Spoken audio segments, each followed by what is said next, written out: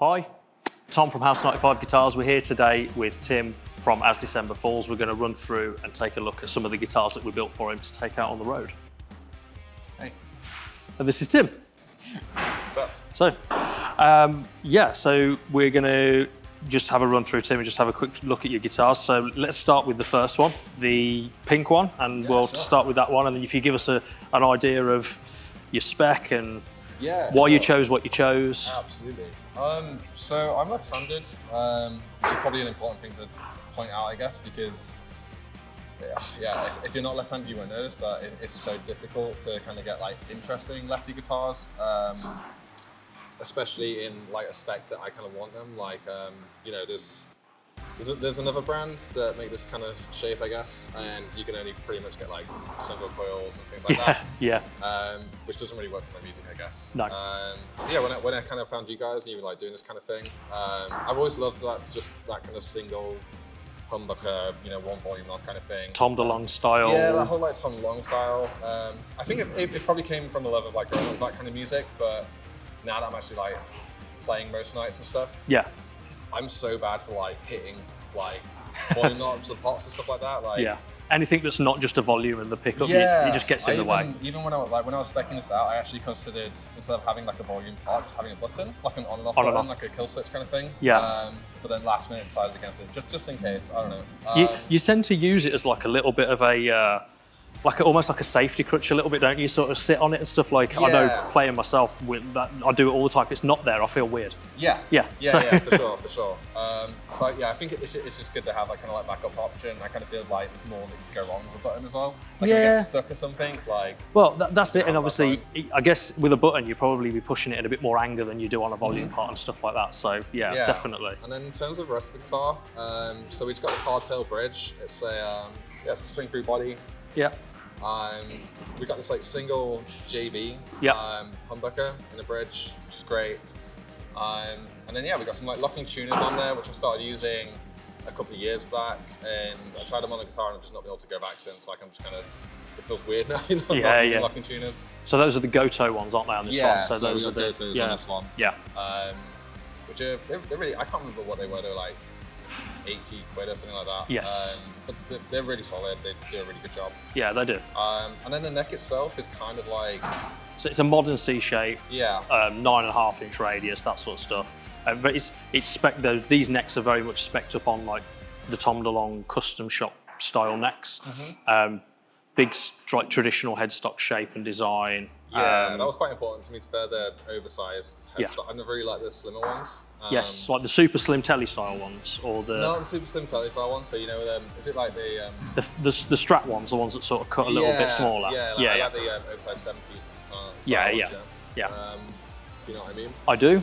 And what made you pick the colour? Again, it's kind of like a left-handed kind of thing, I guess. We can only pretty much get black guitars, or maybe sunburst. Yeah. And I don't know, I've just always liked shell pink, like kind of like pastel-y kind of. And when you guys were like, you can have anything you want, I was like, let's just go bright and colourful and do something a little bit different. Yeah, definitely. And then on top of that, obviously, we kind of went this like worn look. Yes, which to be fair, now that you've toured it for like, you've taken it out on the 2 tours and that you've had it for, like it's now got your wear on it as well as not just having the stuff that we did, which is awesome. But like when I had it back to do a couple of bits on it, I was like, I just love like all of this wear that's additional. Like I remember doing this, but I don't remember this and like all this. To me, that's like it's your guitar now, Yeah. So it's really cool. Like especially on the back. It's really kind of around here and stuff. Yeah, but when you hold it over cold sparks, Timmy, that's going to happen, Yeah, fair. I'm really happy with how it came out. Good. I got it all set up and stuff. And I'm glad you did. Yeah, I've been playing it most nights on this tour. Yeah, like I say, the shots and obviously everything we see. I'm glad that you're loving it, man. Yeah, no, it's like a nice weight as well. It's not too like heavy. Like sometimes with like these kind of, it can be like a bit difficult because it's like if it's too heavy, obviously you don't want that to your shoulders. But then I find too light, you get that neck dive. I can't stand neck dive, it drives me insane. So. I remember when we were first talking about it, you were saying like to get the balance of it's really important. Yeah. And the body's a poplar, so I think that one and that one are both 2-piece poplar, so glued through the middle. And they're, like I say, it's like the weight poplar for me is so nice, which is why when we do stuff, that's 90% of what we do is we put them through. Yeah. We use poplar because it paints well. Yeah. It sits well on there, and then when you, like I say, it just feels right, you know. Alder was really weighty. Like when we were prototyping some stuff, and like when Dave was doing some stuff with me, and we were just trying to figure it out.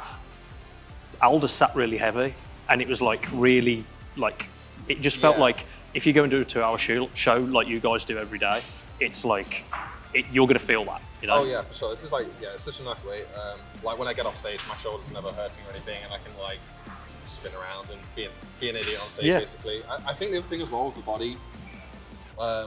Because I got all these kind of like contours and stuff. Yeah, we did. That's the one thing that I think that like I know that you liked when we did the prototype stuff was like everything's rolled a little bit more like around the edges, so that it just makes that like just more comfortable, isn't it? I think it's because I'm a rhythm guitarist. When you know, kind of when guitar brands make these like really thick kind of like right angled bodies, and you're kind of like going like that. And you're rubbing on your arms, and you're like hitting your wrists on it. Especially me, because I'm quite like. I exaggerate that whole like movement quite a bit. Why not, man? So it's just like I got fed up my arm hurting. So no more hurty arm. No more hurty arm. Yeah, we make it as comfortable as possible for you, dude. Yeah, it's great. I love it. Yeah. So what we'll do now then is we'll take a look at the next guitar that we did for Timmy, which is basically exactly the same thing with a few subtle changes. French lilac. Cool. There we go. There she looks really clean compared to Pinky. There you go. But yeah, so again, walk us through the spec, dude. I mean, I know you went for something very similar. So in terms of like the body shape and everything, it's pretty much exactly the same. Yeah. Again, it's just another hardtail bridge. Yeah.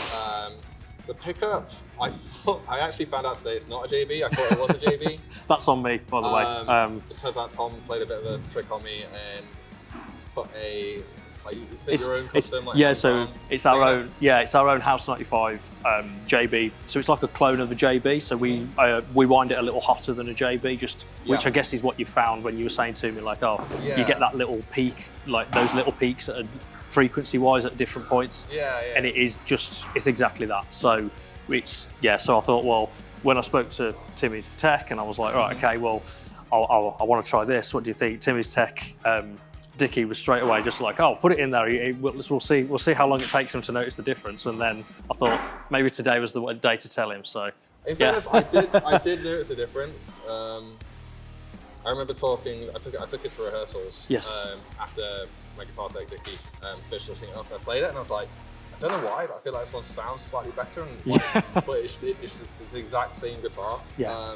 So it should sound exactly the same, but it just sounds like a tiny bit more aggressive. Like, not massively, you know. But I suppose that bit of variation gives you an option to chop and change, because with two guitars exactly the same, like you say, you can swap them for tunings and stuff. Yeah. Which I guess is what you were using them for anyway. They're close enough. They're definitely like close enough where they're consistent with how they sound. Of course.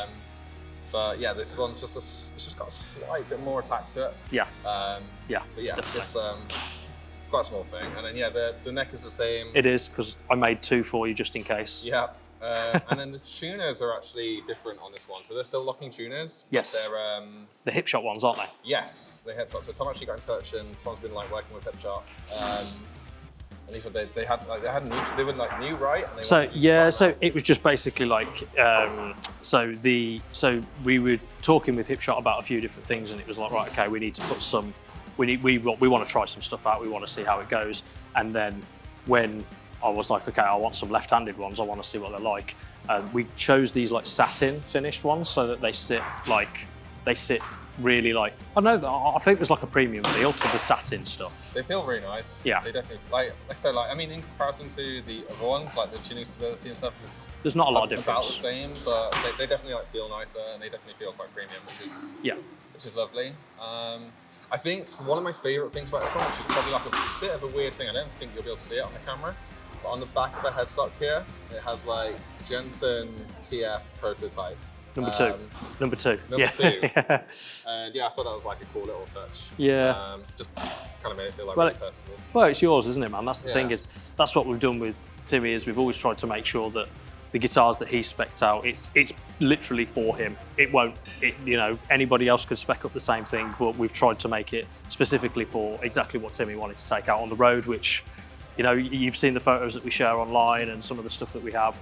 And it's, Timmy's always got these in his hands, so I feel like I've done maybe something right by you, mate. I absolutely love these. Like I said, I mean, the reason this one isn't quite as worn as this pink one yet is because I think about 3 or 4 shows into this tour, I knocked the volume knob off, which is the reason why I shouldn't have loads of knobs, volume knobs and stuff in the first place. I knocked it off when I was playing, and it just kind of disappeared into the universe or whatever. And it's kind of, because of how I play, it's actually a little bit dangerous just having like a piece of metal sticking out there. So I've kind of been repping going towards the pink one a little bit more. But now that I've got a she's back. Yeah, I've got a new volume knob for it tonight, so I'll probably be back on this one tonight, I think. Awesome. It'll be fun. Man, well, you'll see all the photos from those as well, because as we always do when Timmy shares some photos, we'll always repost them and make sure that you guys get to see these awesome guitars out on the road. So, but no, dude, I can't thank you enough. One thing that I do want to just quickly sort of touch on as we're here, obviously we spoke about your guitars. What is it that you're running through amp or amp sim wise nowadays? So at the moment I'm running through the Quad Cortex. Of course. I was running through the Kemper up until about halfway through this tour. Oh, okay, mid-tour. Mid-tour. And then we had some things happen with the Kemper. Okay. I won't go into too much. Weird things like chain issues and stuff, or is it just? I don't want to press too much, but just gremlin things. Just gremlin things. I know a load of people that use them and they never have an issue. I'm sure it's properly isolated. But, and then a couple of my guitar tech is out with me. And Chris from Camphaus recommended. In fact, a bunch of people recommended the Quad Cortex. So I've kind of been spoiled, to be fair. The guys had to go out to Guildford, get it, and then we had to book them a hotel, and bless them, they stayed in there all day programming MIDI. I was going to say, was it a challenge to get all the patches from one to another? I think they built them from scratch, to be fair, on the day, which is that is wild. Amazing. And then we kind of, what we do is we run it via MIDI. So instead of me having to tap dance and stuff, it just kind of automatically changes to the right patch route songs. Beautiful. I've got about, I don't know, 4 or 5 different patches I use. I've got one which is a main distortion. It's based on kind of a Friedman kind of style. Oh, cool. Yeah. And then I've got a lo-fi thing, which is kind of a radio, kind of like a telephone kind of effect. So using stuff like Mayday. Definitely. And then a clean, obviously, just because you need a clean for X, Y, and Z every now and then. And what else do I have? Do I have anything else on there? Oh, I've got this really crazy patch for Angry Cry. Okay, so the guitar and the chorus of that is this mental octave stacked thing with overdrives and stuff on different octaves, and it's all blended together. So. It gives that almost synthy sort of sound, doesn't it, when it's played? Yeah, for sure. It sounds gigantic, but it's kind of a bit of a crazy one to patch out. But that's been really fun playing around with that one. When I spoke to Chris when we arrived, he was saying how huge it sounds now with with everything on there. And it's I can't wait to hear it, man. No,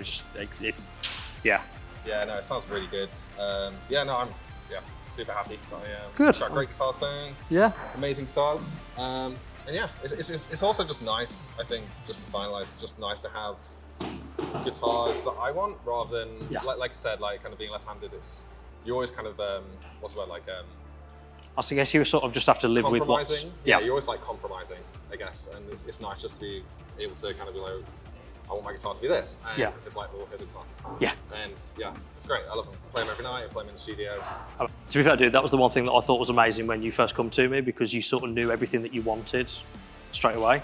Whereas some people reach out to me and they'll be like, oh, maybe I'd love to have one of your guitars. And I'm like, okay, what do you want? And they're like, oh, hang on, let me come back to you in a week. And then they come back to me and they're like, oh, I like this, but I also like this. And there's no clear picture of what they really want. Whereas I know when you came to me straight away, you were like, this is exactly how I want it. This is what I want it to be. How can we make this happen? And I was like, right, I can do everything that you want. Let's just start at it, and we'll work out the rest. And obviously with Timmy's requirement for the guitar being so similar to what we did with the Tom DeLonge style builds and stuff we'd done before, it was just natural. So man. It works for me. I think more and more people are kind of going to this single Yes. pickup thing, especially like rhythm guitarists. Yeah. Yeah, it's just, especially for live, it's just such a good option. Like you just literally plug the guitar and you turn the volume up and it's just, you're good to go. Yeah, that's it, and that's all you need. And a lot of, like you say, with the quad cortex now, you can do a lot of the stuff that you could do with a neck pickup with just having having it on the board, and you can sort of figure all that out, which is awesome. Like, even like the cleans and stuff, I was trying this in the studio, some cleans on it. Yeah. And like the cleans actually sound really good. Yeah. You know, normally like one something a bit more shiny or whatever. Yeah. You kind of do want that extra electronics sometimes. Yeah, yeah. The cleans are actually really nice on it. So it's kind of, it's more versatile than you think probably. I mean, when I played, I just used to roll volume downs. Yeah. Like just roll the volume down and sit on that with just like a lower output thing, just to clean it up a little bit of grip, but not too much. Yeah. Which is, I mean, it works as well, doesn't it? But obviously, you guys have got the ability to have all of that at the on the floorboard. So yeah, for sure. Yeah, man. Yeah, no, honestly, amazing guitar. Very glad that the volume part is all the way down here. That's actually funny. Like, I think when you first sent to me, you like had the volume part like here. Yes. Yeah. And I was like, we just need to move that like, straight away, because that's just an accident waiting to happen. I'm gonna knock that flying somewhere. So. As far down as we can get it. Literally. Like it was like, I remember when we sent you some prototype pictures, and it was like we'd mocked it up, and I was like right down here, and you were like, oh, maybe move it a little bit, like almost just like this part of the bridge level that's comfortable.